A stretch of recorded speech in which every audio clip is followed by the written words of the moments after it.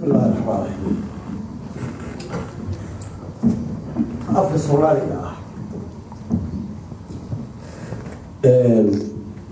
waxaan nasiib u yeeshay maalinka gaadhigaba oo jaamacadaha ka dhigo sidaa awadeed waxay soo maray dhibaatooyin fara badan iyo wanaag uu leeyahay horta quruxda waa laynoo sheegay quruxda afku uu leeyahay ku hadlaynaa waa ka weyn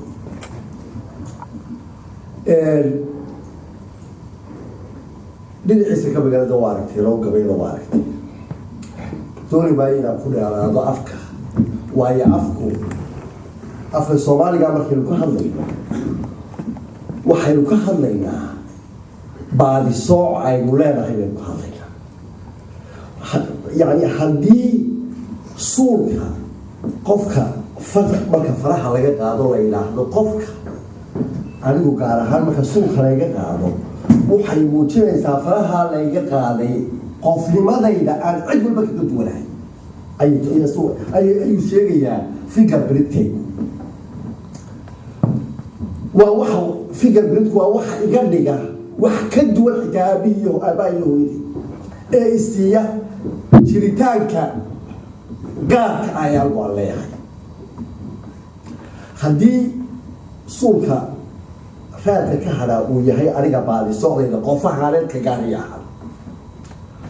bulsho walbana waxa u baadi soo caafiida oo waxa inaga dhigay imika cid ka duwan inteeda halka fadhida waxa inaga dhigay inaga soocayo orobada iyo xabashida iyo ingiriiska waxa isu keenay waxa weey afkariyeena wada leeyahay waa fingerprintkeedii bulshada weeye waxa waa baadi soo waxa qiimaha la weeye waa identity-geeda ay dadka ka duwanaa waxaan ka hadlayna markaan Soomaali ka hadlayno waxaan jeclayno sidaa inaad ka hadlayso baadi socdaa wixii ku siinayay yani inaad entity ilaahay bulsho adduunyada ku dhaqan oo la ah dadka af Soomaali ku hadla waxa cudur basic waxay ku hadlayna waxa hadduu kaasi lugo baadi socdaa soo haday lugto inala weerarno waxa aragtay ahuriiro sheeg ayaa aragtay oo baadi socdaa suuqa khashay oo aniga markuu la hadlayo wuxuu oranayaa aabahay duray bay haysataa biyoolay aabahay duray hooyaday duray bay haysataa she has a code butubay ayuu tijay markaas waxaan oranayaa anigu warkaro annaga ma ila baadi socdi baa ka lugtay anigu waxa oranayaa waa iyaga ee oran maayo waa annaga anigu doorba markuu sidaa wada hore kale waa ingiriis baa annaga ma hadle ko ingiriisi buu tagay wuxuu la badan wax soo leeyahay waa iyagu soo furay waa annaga ma hayaga ma beebi aalka waxa ka lutay baad socdi baa ka lutay la waxa soo kor soo baxaya cinde dawlad ee iyaga la hayna laga la hayno soo baxaya hadii baad socdo ila cudub baa sheega lahayn waxa qiimaha leh taayir waxa qiimaha leh bay ku hadlayaan markay ku hadlayaan Soomaaliga aanu soo dago wixii ku dhacay Soomaaliga iyo horumarkii si yar oo way waqti badan waa wax dee waqti dheer lagu qaatay yani hadalkan la furay baa isleeyahay laba kelmadood ka dhig af Soomaaliga wax ku soo biiray hadaa dheedo maxaa u qornay maxaa ka dhacay hadii la yiraahdo qarnigiina dhaafay labaatan kala qarnigii labaatan oo la jiray waxa ugu qiimaha badan ee ku soo biiray waa qoraalkiisi wax kale in la qoray يعني waxaan u haystaa af Soomaaliga marka taariikhdiisa laga hadlayo eventkii ugu qiimaha badan taariikhdiisa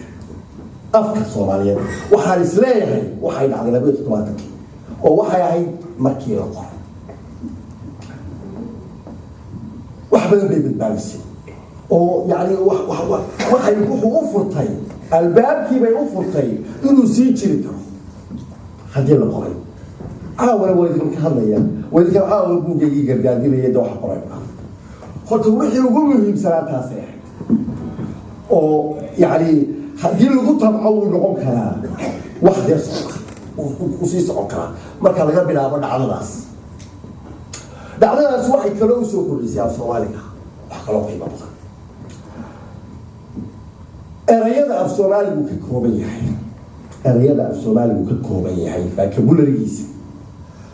ayay hodmisay dhacdadaas hodan bay ka dhigtay markii ugu horeysay baa lagu dhigtay afka lagu dhigtay juqraafi oo lagu dhigtay xisaabta oo lagu dhigtay sayniska lagu dhigtay oo lagu dhigtay maadada markii ugu horeysay baa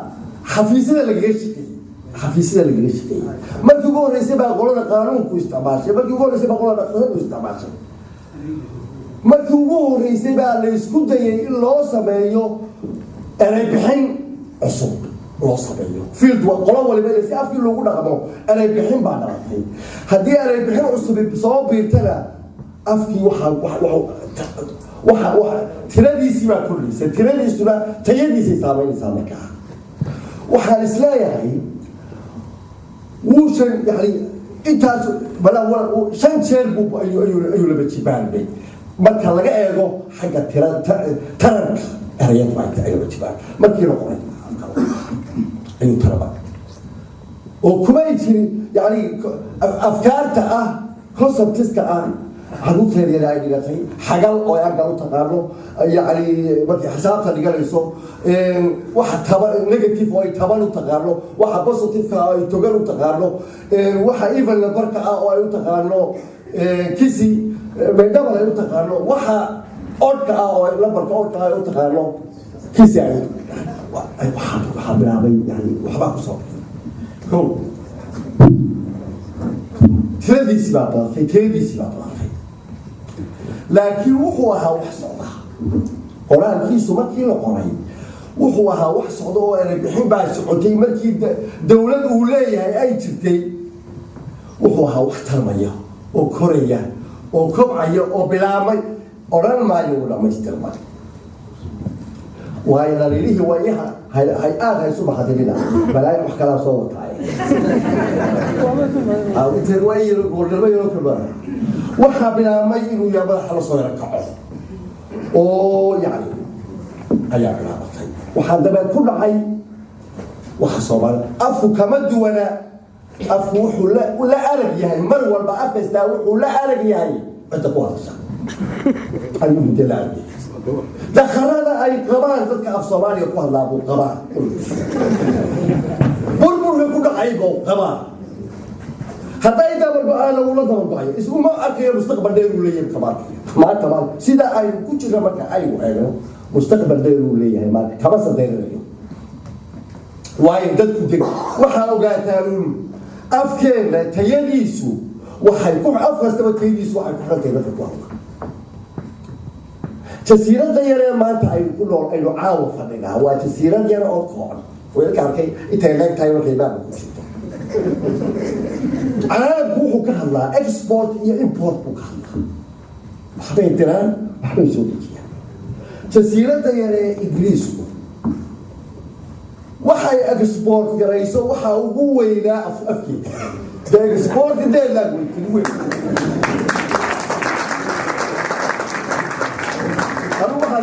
ingiriisku muxuu leeyahay afkiisu gaashay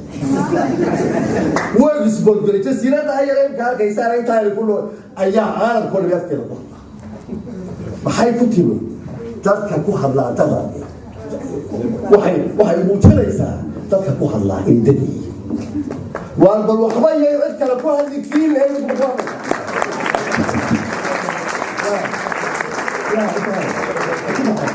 هو يا ويتسلم